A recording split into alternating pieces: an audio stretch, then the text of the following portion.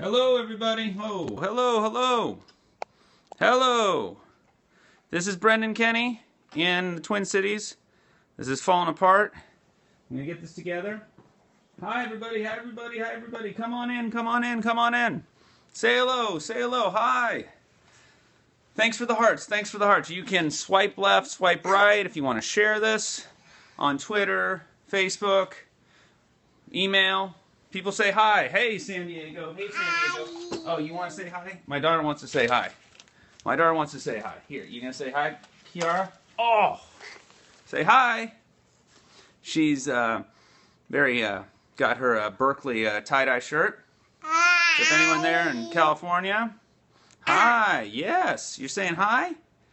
Oh, we got Sydney. Huh, all right, I'll let you down. So I'm having this is going to be about me talking about how much Christina Gutierrez messed up and everything like that. But really, this is where I say hi. My name's Brendan, and I'm having a Christina Gutierrez moment. I didn't even finish the whole Undisclosed podcast episode, but yet I'm here. So maybe I can testify how someone gets in the mess that she got in. Yeah, exactly. But share the left, share the right.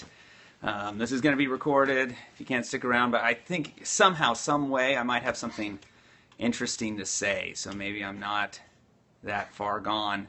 We just, as many of you know, and thank you for your prayers and kind words and well wishes. My daughter was just born on Friday, a little early. She's doing well, but my wife just got released from the hospital, and so we've been busy. But I did want to talk about this, and I said I would, so here I am.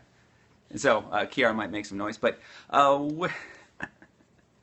here we are. So thanks again to all of you for talking to me on Twitter and carrying on and being here. I really appreciate it, and it's the kind words are kind of what keeps me going and energizes me. So what are we going to talk about today? I'd say why our legal system is in a bad state, reputation, that it's easy to be incompetent, which I'm going to call the banality of incompetence. I'm taken from Hannah Arendt's Banality of Evil. And 3, the importance of accountability in life. But first, can we have a little bit of comic relief? Because that, a great episode, but sad. And I didn't even get through the whole thing, because I'm like, if I'm going to get on here, if I don't have some sort of, basically where I got to was when Colin was talking about the trial penalty. So that's as far as I got. So the rest of the episode could have been about how Christina Gutierrez was actually an alien infiltrator trying to destroy our legal system. So when the aliens invaded, there wouldn't be a tort system. They wouldn't have to pay. I mean, it could be that crazy, and I wouldn't know. So I just want to say that. But let's have some comic relief. This is a parody of Christina Gutierrez cross-examining her boyfriend, and I hope it's on YouTube. You can just put that in, and hopefully you can hear it. It's pretty funny. So, baby, when I talked to you last night, and you said that you were at Logan's house, that was not the truth, was it not? No, dear.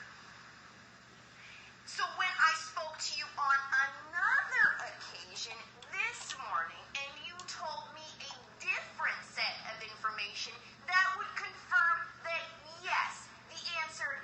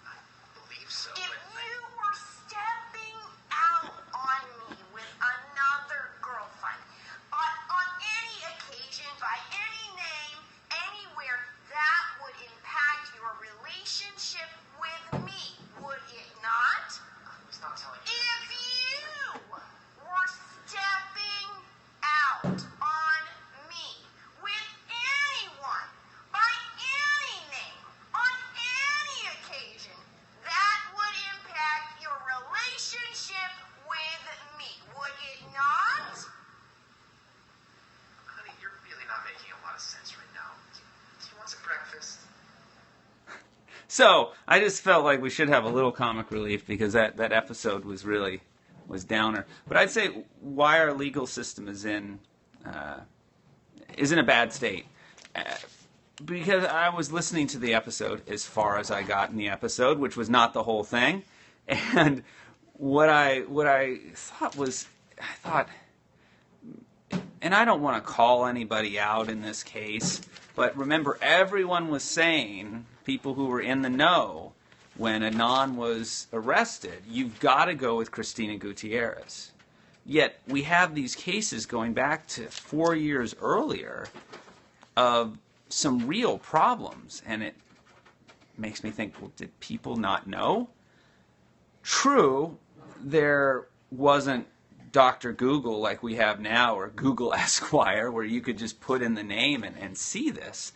But that seems to me a signal that something's very wrong with our legal system, in that in many cases, it doesn't seem to really be focused on helping the customer or the consumer, which is the client.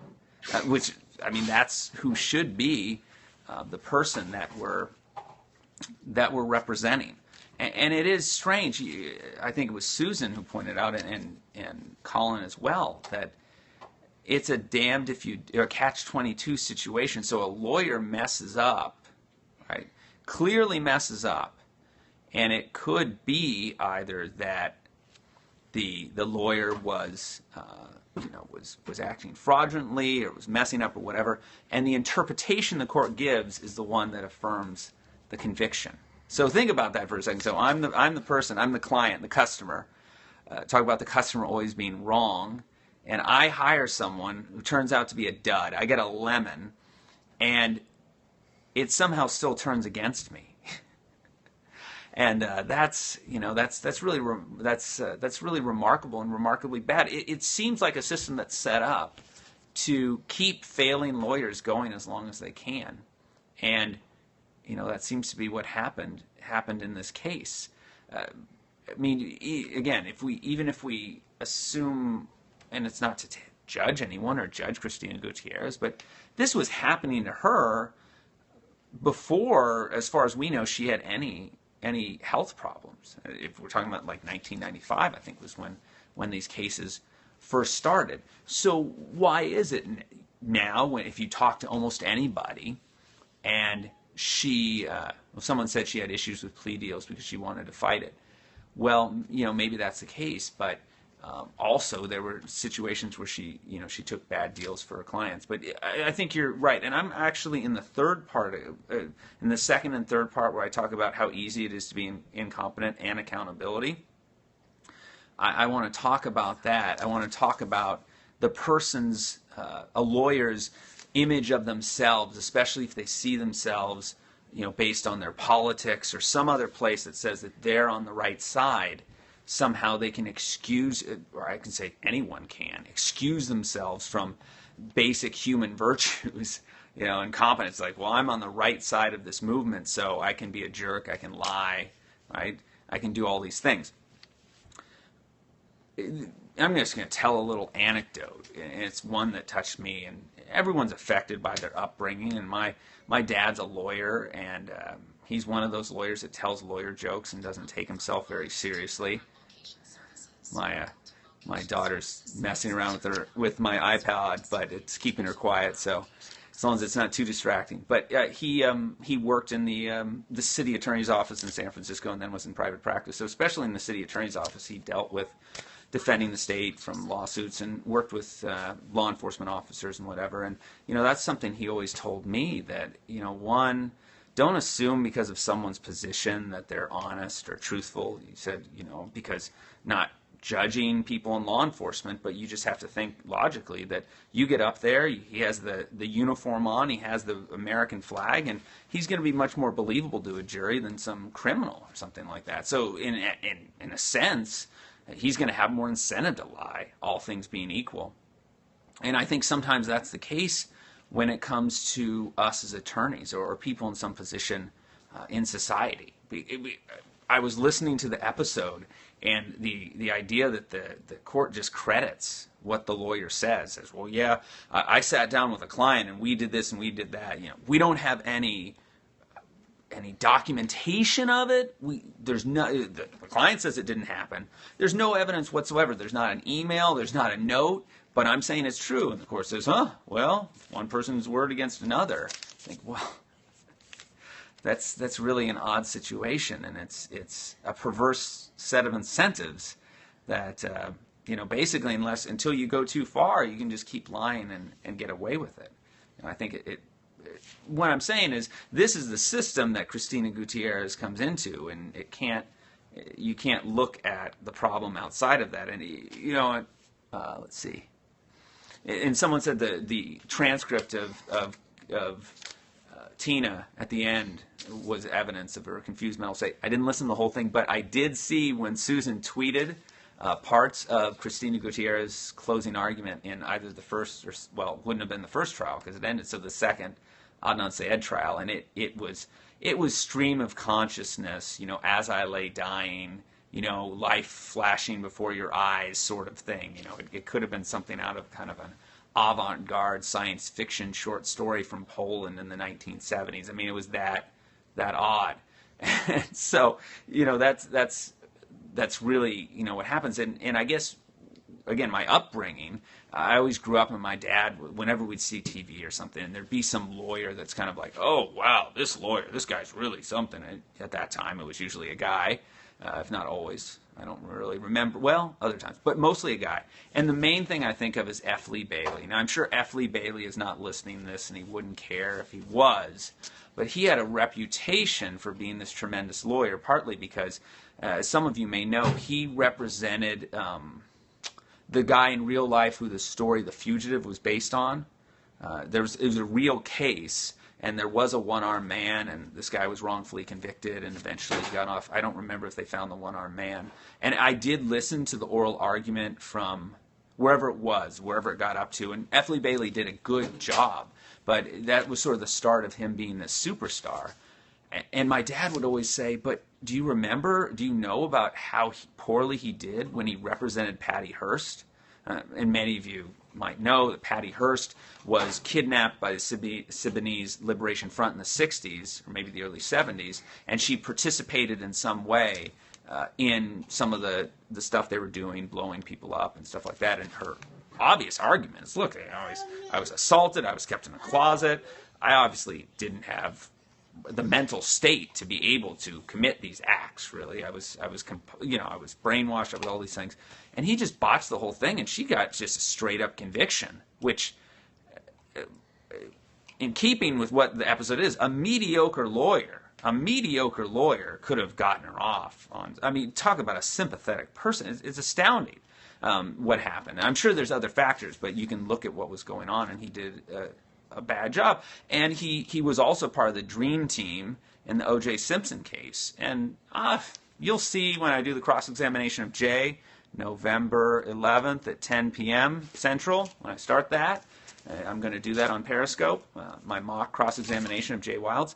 You'll see, and if you compare that to what like F. Lee Bailey did in the O.J. Simpson case of Mark Furman, just so dramatic and so over the top, and just, everything I think cross-examination shouldn't be, but he has this reputation. And in the same thing, actually, with some of the lawyers on O.J.'s dream team. And if I had enough time, I also would have played you some cross-examination from the prosecution in the O.J. Simpson case, just to give you a sense of how terrible it was. And all this is to say, why I'm saying all of this, is when we're looking at Cristina Gutierrez, we're seeing someone who totally went over the line, one small step at a time. But I think all of us, especially me as a lawyer, have to think about what sort of culture allows that to happen without any tracking, any accountability, any early intervention. Yes, Barry Scheck was one of his lawyers, so I'm not trying to... I'm going to take an unpopular position, okay? Barry Scheck's done a lot of good stuff, but if you watch how he performed in that trial, it's as annoying. I'm gonna say this. It's as annoying as listening to Cristina Gutierrez. So Barry Scheck, if you're listening, you've done great work. You've done God's work. You've done wonderful things. But your performance in that trial, sorry. And he also, okay, I'll say this. I finally have an opportunity to say this because I'm not really a pro-prosecution guy by any means. But if you want to see a great example of how the prosecution could have done a closing argument in the O.J. Simpson case, Vincent Bugliosi did a mock closing argument. It's long. It's like 2 hours. You can find it on YouTube. Famous prosecutor Vincent Bugliosi did the Manson case and whatever. That's excellent. And he calls Barry Scheck out like there's no tomorrow because Barry Scheck, what he did in that case was he gave the jury the impression that when you mess up the DNA results in the way that supposedly the police did, you actually could get like a wrong person instead of just get an invalid result. So he really closed made an invalid argument that had at least no support in the record from any witness on either side. And no one called him out in the trial of what he's doing that. And Vincent Bugliosi did a great job doing it. So if you want to see a good example of that, watch that. Anyway, so I got to get in a little tirade of something I think about all the time and something I'm always annoyed with. But he's done great work, so I don't mean to criticize him. I just, don't like what he did in that case. And if I had more time, as I said, I would have showed you an example of some bad cross-examination for you to see, as I keep kind of going, that's the context. So what I mean is the baseline for performance in basic respects of trial counsel is not very good. In a way that if any other field, okay, let me back up. So what I see is that when people deal with the law, there's a kind of mysticism connected with it. And what I mean by that, I'll give you an example. I was on Facebook, and if some of you see, I write blog posts for The Lawyerist, which is a lawyer blog. Other people can read it in various articles. And I talk about legal writing and about legalese and cross-examination. I actually did one on Christina Gutierrez called How to Do a Better Job at Cross-Examination than the Lawyer from Serial. And I take a snippet from her and show how you do cross-examination right, taking an example from a real cross-examination person. But in any event, there's a mysticism. So people think, well, I don't understand the law, so it seems cumbersome, it seems terrible, but they must know what they're doing. I actually got in an argument with some guy, a sort of acquaintance, on Facebook because I was talking about plain language and legalese, and he had all these reasons why in the law you have to use terms in a certain way, and I just said, I'm sorry, you're entitled to your opinion, but what you're saying makes no sense to me. That's not why lawyers talk this way. It's whatever the reason, that's not why. And so I always encourage people, and I encourage all of you who aren't lawyers, or maybe who aren't in litigation or trial, if something doesn't sound good, if it doesn't sound persuasive, it's not interesting, if it's boring, it actually is boring. It isn't good, and it's not persuasive. And don't be bowed over by someone who says, well, that's the way we do it in law. Maybe they're right, but probably they're wrong. Probably they're wrong. And so I guess what I feel strongly about, maybe why I didn't, drop out on this and actually do this, is that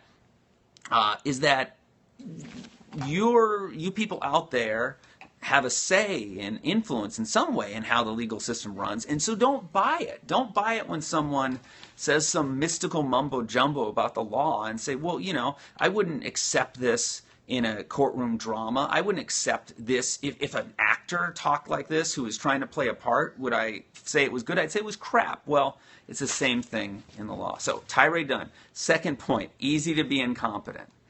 So that's where I'm going to kind of go into the idea of the banality of incompetence.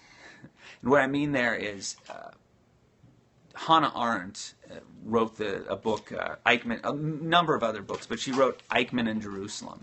And the whole focus of Eichmann in Jerusalem was Adolf Eichmann, one of the architects of the final solution, the destruction of the Jews by Nazi Germany, was found in Argentina, kidnapped, whatever word you want to use, and taken to Israel and put on trial and found guilty and executed.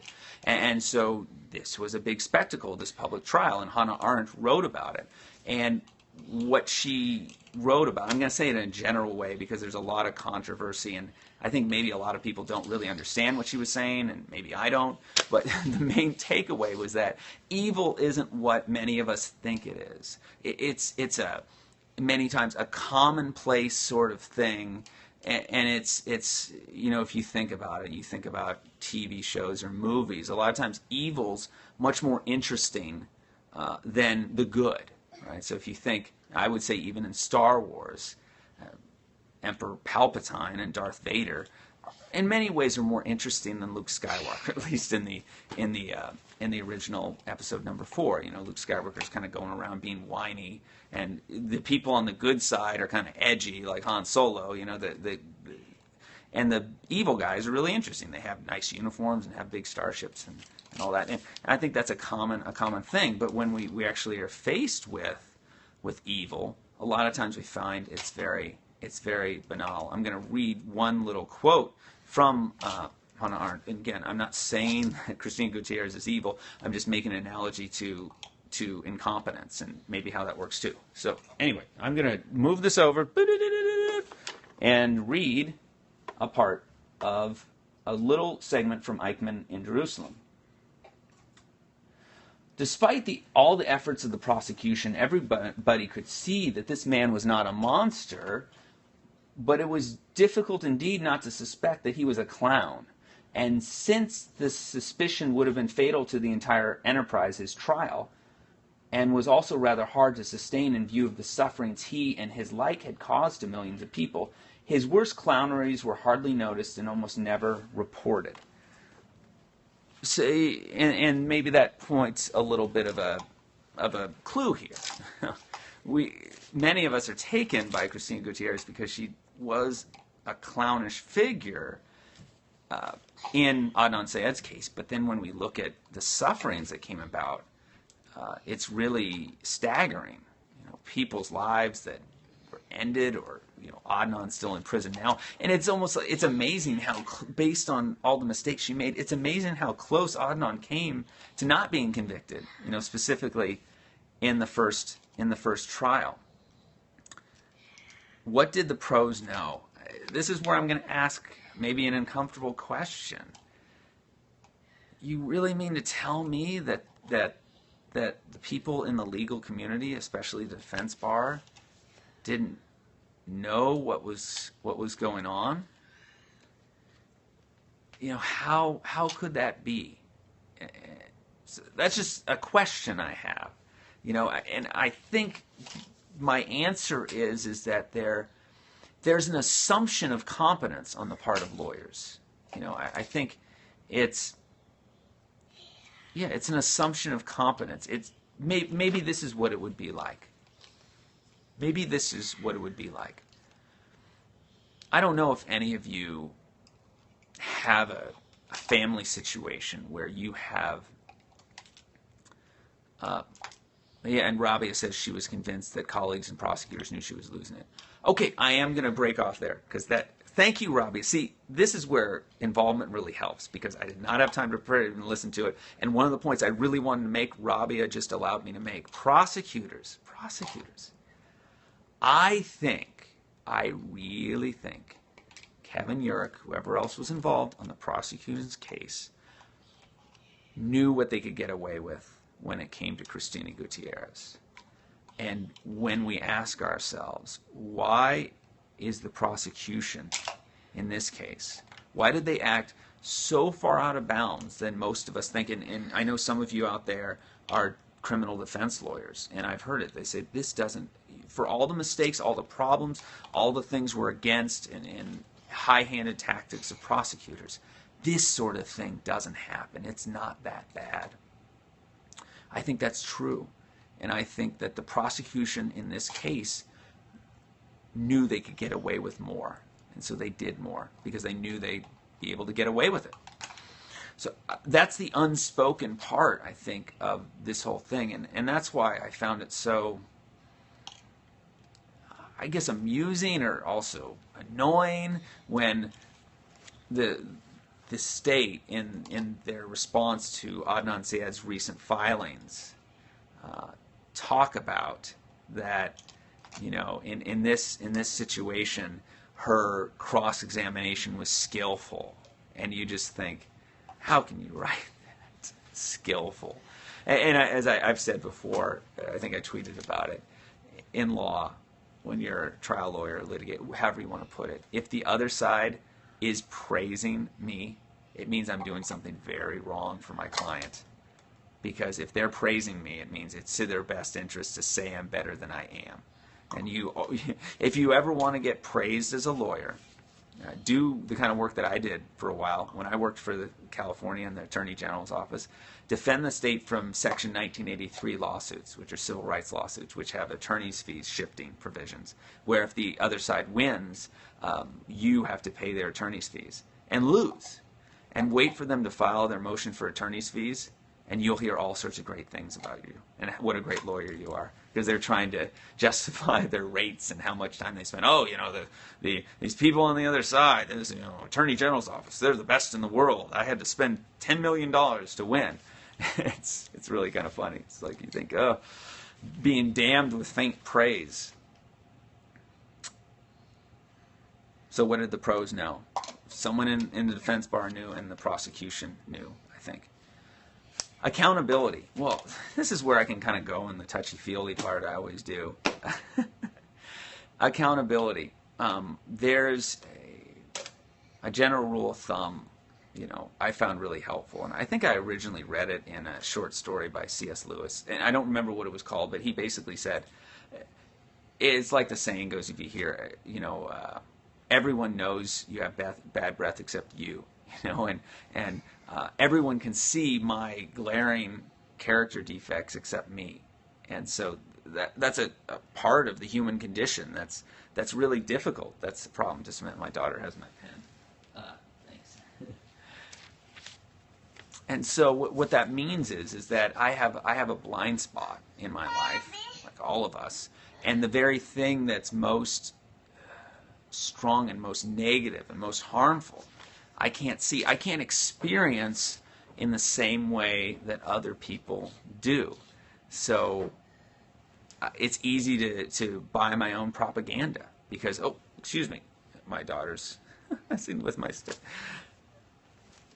Yeah, I don't have to hold myself accountable. I can say what I want about myself, and I'm not held to any external standard necessarily. And that's what I see going on here. Because let's back up. Let's think human psychology for a second. So Christina Gutierrez is the underdog. By the way, aside, anyone who says, oh, these undisclosed people, they're just a bunch of lawyers, they're boring, they don't know how to tell a story. Well, they should listen to this episode. It's a great story. A great story. They start at the beginning. They lay the foundation of where Christina Gutierrez comes from, so I was listening for that. I was listening for the outsider perspective. Whoa. Okay, my daughter's messing. Okay, daughter's messing with me. Outsider's perspective. She came from went to school at a time having a Hispanic background or Latina background and had prejudice for that and was in an interracial relationship when it wasn't cool and all that. And so she was the outsider. She was in left-wing politics and sorry people. I'm going to finish and get into question and answer. But she was in left-wing politics and she was this outsider and transgressive in a lot of ways, is what I see. She had this transgressive streak. Oh, someone said, where'd the money go? That's a great question. I have no idea. So she had this transgressive streak. And the problem is, I think for all of us, whether it's I'm religious or I'm an atheist or whatever position I'm coming from, if I hang my hat on that and not on my actual behavior, the actual stuff I'm doing, but hang my hat somehow on the cause I'm part of, that's a real danger. That's in a sense, I can do more damage than someone who's a real enemy. There's a quote, who knows if it's true, from President Harding. He died in office, and he said, I don't have any trouble with my enemies. It's my friends who keep me up at night, walking and doing whatever. And that's the thing. And I can just say I've had the experience in life personally when I was younger, misspent youth, and I harmed people in my life and hurt them and had to make amends to them later and whatever. And what they said to me was that the reason I hurt them is because they weren't expecting that from me. You know, if I had just been an enemy and just a jerk and just obviously, you know, the person who do the sort of things that I did, they never would have been in a position to be hurt. They never would have trusted me. They never would have done any of that. But because I didn't hold myself out that way, didn't think of myself that way, they put themselves in a vulnerable position to be hurt. And that's what I hear when I listen to this Undisclosed episode. You know, they trusted Christina Gutierrez not only because she had this reputation, but because she did care. And I think she was sincere. But sincerity is an incredibly low threshold. You know, all it means is that, this is the way I look at it, is there's honesty, which is actually some objective standard that what I'm saying actually fits the truth. Sincerity just means that I could say something and I'm just not lying. That's it. So as if she said she cared about Anon, or she said she cared about these criminal defendants, I believe her. She wasn't lying. But that doesn't get you very far because it's not inconsistent or in contradiction to all the stuff she did that harmed them. So, you know, that's the thing that comes to me with accountability, that the things that I could do that are most harmful, I'm least able to see. And my sincerity actually can make it worse. You know, what is it, the saying goes that when the good fall, it's worse. You know, so that, I mean, and that's what we think when we think of clerical sexual abuse or parental, you know, all that stuff. You think, well, you know, terrible, but you have some serial killer running around or serial rapist. I mean, it's awful, horrible, but it doesn't strike at the heart as much as someone, you know, the person knows that's in a position of trust. It's a terrible thing. So accountability. So, you know, the takeaway I have is that, well, you know, it's a good thing for me to have people in my life, sometimes my wife, who can give some feedback about, well, you know, how I'm really doing in life, and not you know, just buying my own propaganda. Let's get into question and answer, because as you can see, I didn't prepare very well. I have my Christina Gutierrez moment. I didn't even listen to the whole episode. So what the person said is, how can someone be sincere and take away your money? That's a hard part. You know, it's that you know, people can do lots of things. People can make lots of things okay, and they get themselves in a terrible position where they have responsibility for other people, and they make terrible decisions. You know, I don't think it was ever her intention to embezzle all sorts of money and take away from people who need it. And I had the same question. And maybe when I stopped listening to Undisclosed, you answered the question. So maybe, I don't know. But my question was, where'd the money go? And maybe there was an answer. And maybe I won't know until someone tells me. But that was something that struck me. But, you know, that's the way things work. I don't know a whole lot about this stuff, but I know people can get into debt for anything and not have anything to show for it. Past was clearly a mess. It was a great story. When does Adnan go home? What's the status of his appeal? I'm just answering one of the questions that came up. What's the status of his appeal? Well, I know right now we're still in a position to wait to see if the judge is going to allow Asia McClain's testimony to come in, and I think there are going to be some bombshells there once some more information comes out about what her interaction with Kevin Urich really was. Medicine for illness, yeah, it's possible. Trust for her kids, I don't know. I could tell you, well, I will give an anecdote about debt because it's one I use all the time, and I think it actually applies here. When my wife and I were in just a kind of premarital thing that you had to do to get married in the Catholic Church and whatever, and there was a retreat weekend we went on, and there was lots of stuff about different things. But the really interesting one was they gave a talk about money. And here's a real story that I use for pretty much everything in my life. And the story is this. The guy who was giving the talk is a financial advisor, and a family came to him, and they were in terrible debt. They had, you know, typical situation, right? Huge credit card debt. They had 3 boats. They had all this stuff. and they were in all this debt. And he said, he came up with a list. He says, okay, you got to do this, you got to do that, you got to do this, you got to do that. And I said, great. And they were just about to implement the plan. They said, yeah, but we're going to keep one boat. One boat. We're going to do everything else you said, but we're going to keep one of our 3 boats. And he said, they came back to me 5 years later, and they were in worse debt than ever. He said, the moral of the story, everyone has a boat. Everyone has a boat. And I thought, I wish, I should call him and say thank you, because that's how I understand things, through anecdotes. That's about the best thing ever. Everyone has a boat. So if you think, if I think I'm doing this, I'm doing that, I'm doing this wonderful stuff, I've adopted these 2 kids, and I give money to church, and I feed the homeless, but there's this one thing I do, and I think, well, that's my boat, and everyone has a boat. And all these people out there, and I see they do horrible things, I'm just seeing their boat and not all the great stuff that they think they're doing. And I just thought, wow, that's a great anecdote. Yeah, I use it all the time. Anyway, all right. Any more questions? I should probably get out soon. All right. Well, it was not my finest hour, but appreciate you bearing with me. And I have a cute kid that maybe I can show you some more of, so you feel better. Hi. Can you say hi, Kiara? Hi. Hi. Do you want to say something? Do you want to say mommy? Mommy?